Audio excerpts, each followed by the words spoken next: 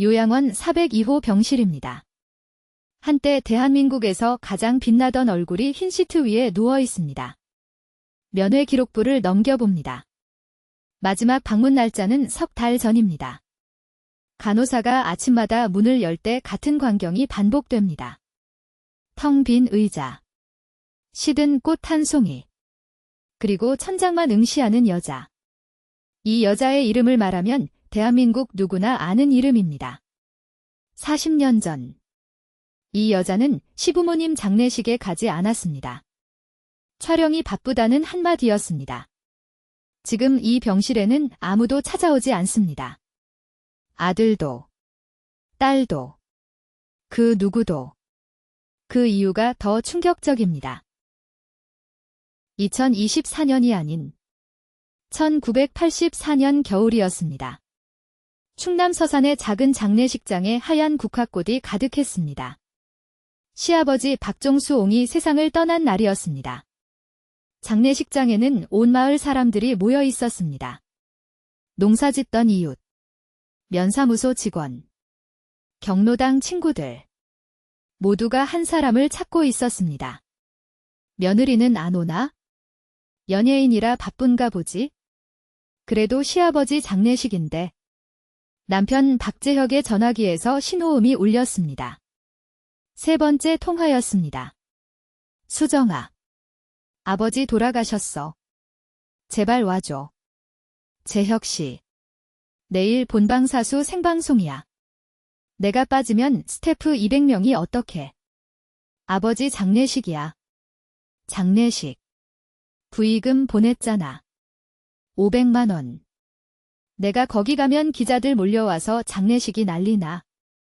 재혁의 손에서 전화기가 미끄러졌습니다. 옆에 서 있던 14살 아들 지훈이가 아버지의 표정을 봤습니다. 그 표정을 지훈이는 평생 잊지 못합니다. 이런 의미 있는 이야기를 더 많이 전하고 싶습니다. 구독과 좋아요가 큰 힘이 됩니다. 장례식 3일 내내 한수정은 나타나지 않았습니다. 매니저가 흰 봉투 하나를 들고 왔을 뿐이었습니다. 봉투 안에 편지는 없었습니다. 숫자만 적힌 수표 한 장. 시어머니 김순여 여사는 그 봉투를 받아들었습니다. 손이 떨렸습니다. 봉투를 열어보지도 않았습니다. 됐다. 가져가라. 시어머니는 봉투를 매니저에게 도로 내밀었습니다. 매니저는 어쩔 줄 몰라 하며 봉투를 도로 가방에 넣었습니다. 장지로 향하는 버스 안에서 11살 딸 서연이가 아버지에게 물었습니다. 아빠, 엄마는 왜 안 와? 엄마가 일이 있어서. 할아버지 돌아가셨는데도? 재혁은 대답하지 못했습니다. 창밖으로 흩날리는 눈을 바라볼 뿐이었습니다. 찻잔에 담긴 숭늉이 식어가고 있었습니다. 시어머니가 새벽부터 끓여놓은 숭늉이었습니다. 아무도 마시지 않았습니다. 식은 숭늉에서 김치찌개 냄새가 희미하게 섞여 올라왔습니다. 시어머니가 장례 손님들을 위해 끓인 찌개 냄새였습니다. 마을 이장이 재혁에게 다가왔습니다. 재혁아. 내 마누라 텔레비전에서는 효녀 연기하던데. 실제로는 안 그런가 보구나. 재혁은 고개를 숙였습니다. 아무 말도 하지 못했습니다. 거울처럼 매끈한 관뚜껑에 자신의 얼굴이 비쳤습니다. 아버지를 닮아가는 그 얼굴이. 이제 아버지 없이 세상을 살아야 한다는 사실이 거울 속 자신의 눈을 흐리게 만들었습니다. 시간을 더 거슬러 올라갑니다. 1979년 서울 힐튼 호텔 웨딩홀이었습니다. 25살의 한수정은 하얀 웨딩드레스를 입고 서 있었습니다. 거울 3개가 놓인 신부 대기실에서 그녀는 2시간 동안 화장을 고쳤습니다. 거울 하나만 더 갖다 줘. 각도가 안 맞아. 매니저가 뛰어다녔습니다. 그 시절 한수정은 신인상을 맞받은 떠오르는 배우였습니다. 재벌은 아니지만 중견기업 아들인 박재혁과의 결혼은 연예계 화제였습니다. 문제는 시부모님이었습니다. 재혁의 아버지 박종수 옹은 충남 서산에서 농사를 짓는 분이었습니다. 어머니 김순여 여사는 평생 농촌에서만 살았습니다. 재혁이 서울에서 사업에 성공했지만 부모님은 시골을 떠나지 않았습니다. 결혼식 날, 시어머니 순여 여사가 한복을 입고 나타났습니다. 하객석에서 수정의 어머니가 속삭였습니다. 저 시어머니 한복이 좀 촌스럽지 않니? 엄마, 조용히 해. 수정은 대답했지만 속으로는 같은 생각이었습니다. 피로연에서 순여 여사가 수정에게 다가왔습니다. 수정아, 우리 집에 한번 와라. 내가 맛있는 거 해줄게. 네. 어머니. 꼭 갈게요. 수정은 웃으며 대답했습니다. 드라마에서 효녀 연기를 할 때와 똑같은 미소였습니다. 하지만 피로연이 끝나고 차에 올라탄 수정은 재혁에게 말했습니다. 시골은 언제 가? 벌레 나오는데 어떻게 가? 부모님인데. 명절에 한 번 가면 되지. 뭘? 결혼 첫 해 추석이었습니다. 수정은 촬영 핑계로 서산에 가지 않았습니다. 순여 여사는 며느리가 좋아할까 봐 서울 백화점에서 찻잔 세트를 샀습니다. 평생 써본 적 없는 양식 찻잔이었습니다. 투박한 손으로 찻잔을 닫고 보리차를 끓이고 며느리를 기다렸습니다. 며느리는 오지 않았습니다. 순여 여사는 혼자 찻잔에 보리차를 따랐습니다. 마루에 앉아 마당을 바라보며 보리차를 마셨습니다. 보리차에서 나는 구수한 냄새가 빈마당에 퍼졌습니다. 바람에 실려온 벼 냄새와 섞였습니다. 찻잔의 보리차가 식을 때까지 대문 앞에는 아무도 나타나지 않았습니다. 종수옹이 아내에게 말했습니다. 그만 들어와. 날이 추워. 조금만 더 기다려볼게. 안 와. 올해도 안 와. 순여 여사의 손에 든 찻잔이 달그락 소리를 냈습니다. 차가워진 차를 마당에 버렸습니다. 그 소리가 마을 전체에 울린 것처럼 고요한 저녁이었습니다. 해가 바뀌어도 달라지는 건 없었습니다. 1981년 설. 순여 여사는 새벽 4시에 일어났습니다. 전을 부치고 떡국을 끓이고 나물을 무쳤습니다. 6명이 앉을 수 있는 밥상을 차렸습니다. 며느리, 아들, 손주 2, 그리고 자신과 남편. 올해는 온다고 했지? 재혁이가 그렇게 말했어. 그럼 빨리 수저 놓아야지. 순여 여사는 며느리 자리에 새 수저를 놓았습니다. 작년에 산 찻잔 세트 옆에 정성스레 배치했습니다. 아침 7시. 전화가 왔습니다. 어머니. 수정이가 갑자기 해외 촬영이 잡혀서요. 그래. 일이 중요하지. 죄송합니다. 어머니. 괜찮아. 맛있는 거 많이 해놨으니 너라도 와라. 저도. 수정이 짐 챙겨줘야 해서요. 순여 여사는 전화기를 내려놓았습니다. 종수옹이 마루에서 보고 있었습니다. 밥상 치워라. 조금만 더. 안 온다니까 치워. 순여 여사는 며느리 자리의 수저를 거두었습니다. 손주들 자리의 수저도 거두었습니다. 6명분의 상이 2명분으로 줄었습니다. 전이 식었습니다. 떡국에서 올라오던 김이 사라졌습니다. 참기름 냄새만 부엌에 남아 있었습니다. 그해 추석에도 수정은 오지 않았습니다. 다음 해 설에도, 추석에도 3년 연속 빈 밥상이었습니다. 순여 여사는 4번째 해부터 6명분의 상을 차리지 않았습니다. 처음부터 2명분만 준비했습니다. 같은 시각. 서울 강남의 50평 아파트에서 수정은 거울 앞에 앉아 있었습니다. 화장대에 거울 7개가 놓여 있었습니다. 삼면 거울, 확대 거울, 조명 거울. 매일 아침 2시간씩 그 거울들 앞에서 얼굴을 만졌습니다. 엄마, 할머니 집 안 가? 11살 지훈이가 물었습니다. 할머니 집. 왜? 설인데. 엄마 바빠. 할머니한테 전화하면 되지? 전화하면 할머니 울어.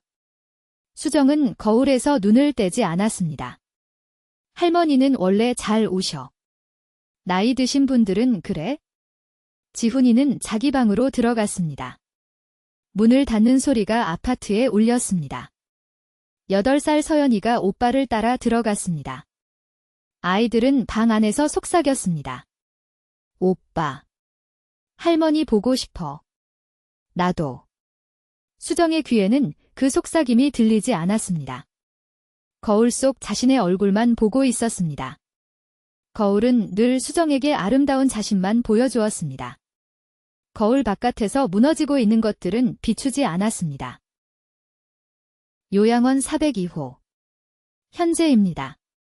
한수정의 눈이 천장에서 움직이지 않습니다. 간호사가 보리차를 침대 옆에 놓았습니다. 찻잔에서 올라오는 김을 수정은 멍하니 바라봅니다. 38년 전. 그 전화를 받지 않았던 날이 떠오릅니다. 1986년 가을이었습니다.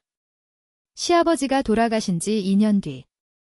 시어머니 순녀 여사는 혼자 시골집에 살고 있었습니다.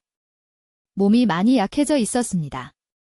걸을 때마다 마루가 삐걱거렸고 순녀 여사의 무릎도 삐걱거렸습니다. 어느 날 새벽, 순녀 여사가 전화를 걸었습니다. 수정의 번호로. 신호음이 7번 울렸습니다. 수정은 받지 않았습니다. 새벽 촬영을 앞두고 잠들어 있었습니다. 순녀 여사는 다시 걸었습니다. 이번에도 받지 않았습니다. 세 번째 전화에서 수정이 받았습니다. 누구세요? 지금 몇인데? 수정아. 나야. 어머니. 어머니. 왜요? 이 시간에. 수정아. 나 좀 아픈 것 같아. 가슴이 답답하고. 병원 가세요.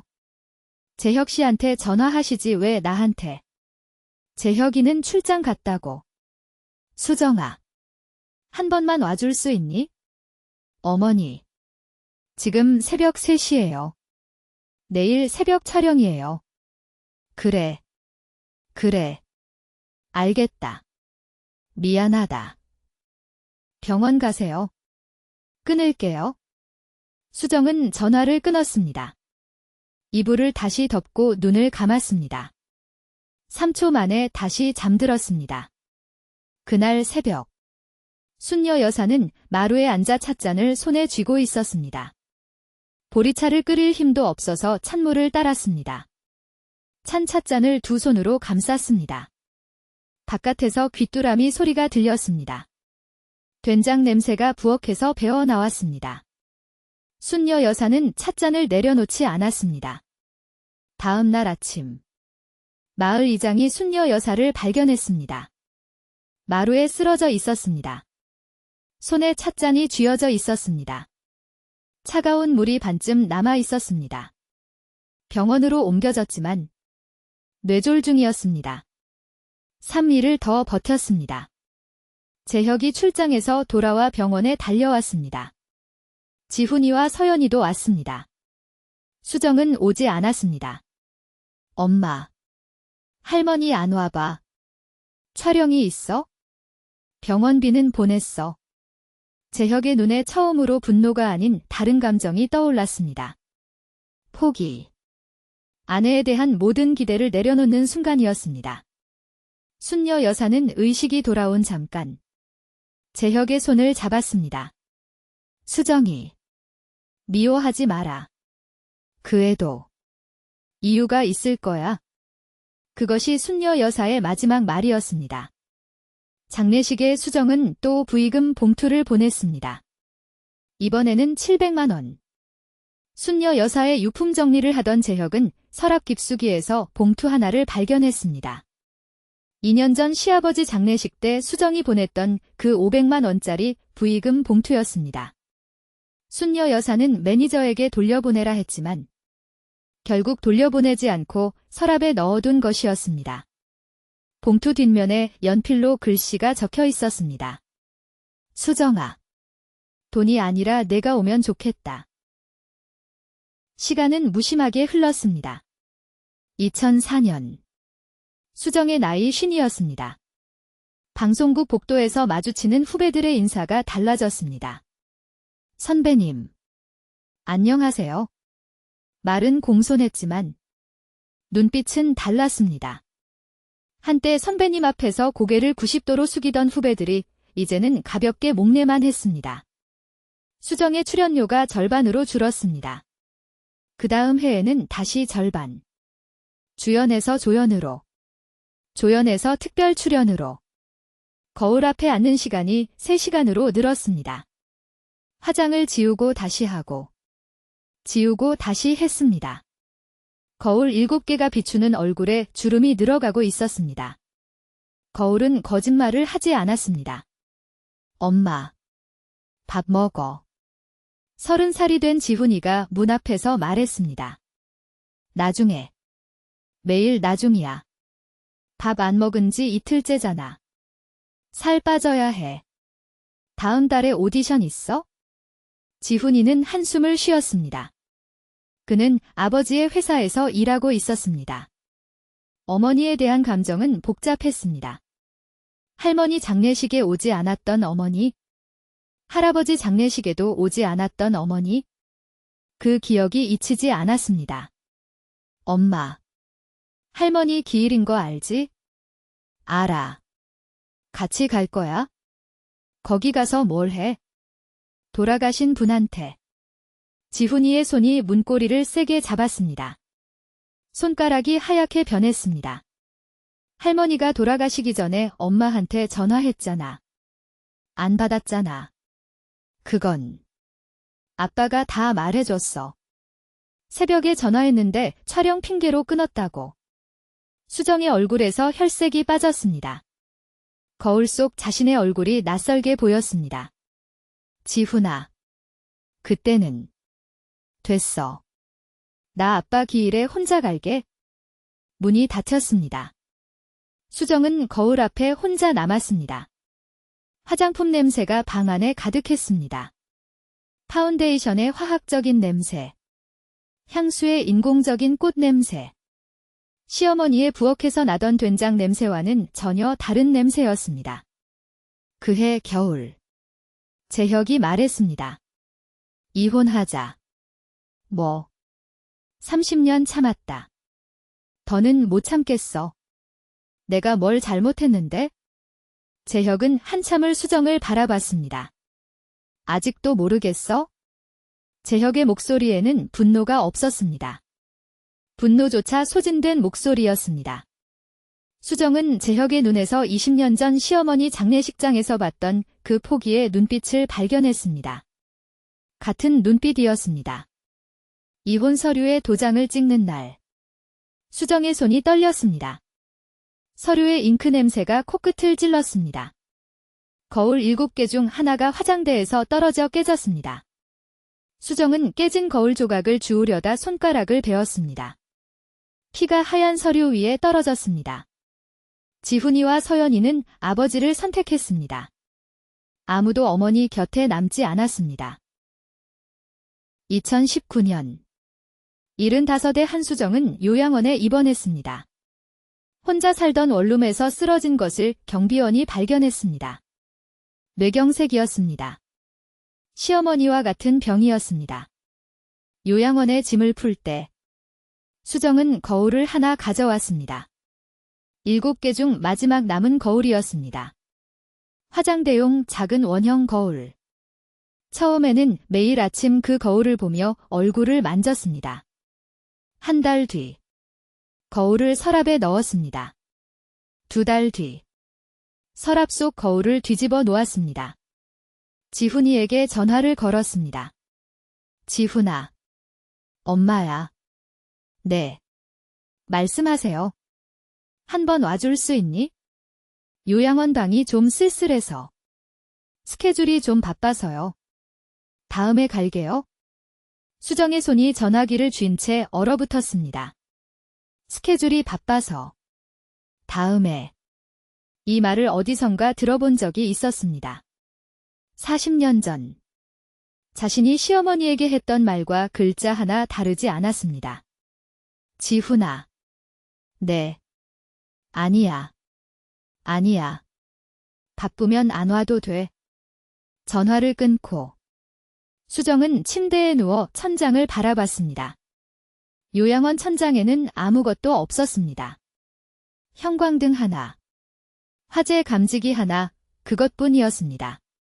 서연이에게도 전화했습니다. 서연아. 엄마인데. 엄마.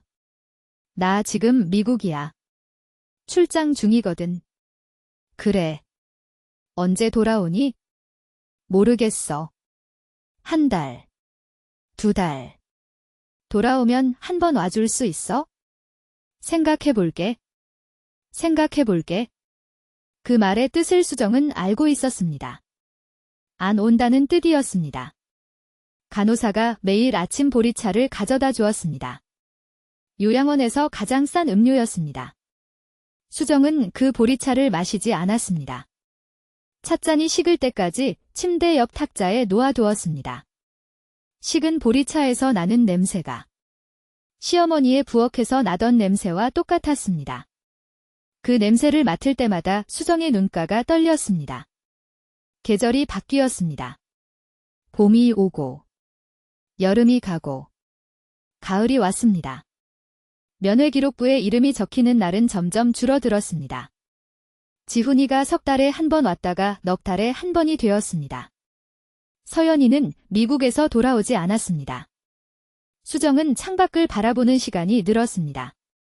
요양원 맞은편에 장례식장이 있었습니다. 하얀 현수막이 걸릴 때마다, 하얀 국화꽃이 쌓일 때마다 수정의 눈이 그곳에 멈추었습니다. 1984년의 장례식, 1986년의 장례식, 자신이 가지 않았던 2번의 장례식. 간호사가 물었습니다. 어르신, 왜 자꾸 장례식장 쪽을 보세요? 수정은 대답하지 않았습니다. 침대 옆 탁자의 보리차가 또 식어가고 있었습니다. 수정은 처음으로 그 찻잔을 들어 한 모금 마셨습니다. 미지근한 보리차가 목을 타고 내려갔습니다. 시어머니가 끓여주던 보리차와 같은 맛이었습니다. 눈물이 찻잔 안으로 떨어졌습니다. 2024년 2월의 마지막 날이었습니다. 요양원 402호의 새벽빛이 스며들었습니다. 차가운 빛이 서서히 따뜻해지는 그 경계의 시간이었습니다. 한수정이 눈을 떴습니다. 오랜만에 맑은 눈이었습니다. 간호사가 아침 순회를 돌 때 수정이 말했습니다. 아가씨, 부탁 하나만 해도 돼요? 네. 어르신. 말씀하세요. 서랍 안에 거울 있어요? 꺼내줄 수 있어요. 간호사가 서랍을 열었습니다. 뒤집어 놓은 원형 거울이 있었습니다. 수정은 거울을 받아 들었습니다. 오랜만에 자신의 얼굴을 봤습니다. 주름투성이의 얼굴. 빠진 살. 흐린 눈. 한때 대한민국이 사랑했던 얼굴의 흔적은 거의 남아있지 않았습니다. 예뻤는데. 수정이 혼잣말을 했습니다. 거울을 가슴 위에 올려놓았습니다. 아가씨. 하나만 더 부탁할게요. 네. 보리차 한 잔만 따뜻하게 타줄 수 있어요? 간호사가 따뜻한 보리차를 가져왔습니다. 수정은 찻잔을 두 손으로 감쌌습니다. 따뜻했습니다. 시어머니가 내놓던 찻잔도 이 온도였을 것입니다. 그때는 몰랐습니다. 식기 전에 마셨어야 했습니다. 40년 전에 보리차의 구수한 냄새가 병실에 퍼졌습니다. 수정은 한 모금 마시고 찻잔을 탁자에 내려놓았습니다. 눈을 감았습니다. 그날 오후 간호사가 402호 문을 열었을 때 한수정은 눈을 감고 있었습니다. 가슴 위에 거울이 놓여 있었고 탁자 위 찻잔에는 보리차가 반쯤 남아 있었습니다. 식어 있었습니다.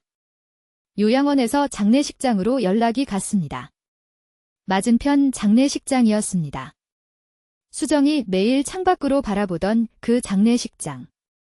지훈이에게 전화가 갔습니다. 어머님이 오늘 돌아가셨습니다. 알겠습니다. 장례 절차는 요양원에서 처리해 주시겠습니까? 보호자분이 오셔야 하는데요.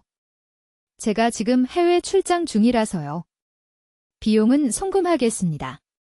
전화가 끊겼습니다. 요양원 직원은 수화기를 내려놓으며 한숨을 쉬었습니다. 서연이에게도 전화가 갔습니다. 서연 씨. 어머님이. 들었어요. 오빠한테 들었어요.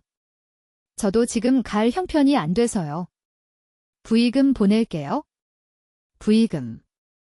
그 단어가 전화기 너머로 흘러나왔을 때 요양원 직원은 알 수 없는 감정에 눈을 감았습니다. 장례식은 3일장이었습니다. 빈소에 놓인 국화꽃은 요양원에서 보낸 것이었습니다. 문상객은 간호사 2명과 요양원 원장뿐이었습니다. 한때 공항에 인파가 몰려들던 배우의 마지막 자리에 3사람이 앉아 있었습니다. 유품을 정리하던 간호사가 서랍 깊숙이에서 오래된 봉투 하나를 발견했습니다. 빛바랜 흰 봉투. 뒷면에 연필로 흐릿하게 적힌 글씨. 수정아. 돈이 아니라 내가 오면 좋겠다. 38년 전 시어머니가 적은 글씨였습니다. 수정은 그 봉투를 평생 간직하고 있었습니다. 한 번도 열어보지 않았던 부의금 봉투 속 수표는 그대로였고 뒷면의 글씨도 그대로였습니다. 장례식 3일 동안 아들은 오지 않았습니다. 딸도 오지 않았습니다. 은행 계좌로 부의금만 송금되었습니다. 40년 전 수정이 시부모님에게 했던 것과 글자 하나 다르지 않았습니다. 빈 장례식장에 보리차 냄새가 희미하게 남아 있었습니다. 아무도 마시지 않는 차. 아무도 찾지 않는 자리. 찻잔은 식어갔고 국화꽃은 시들어갔고 거울은 아무것도 비추지 않았습니다.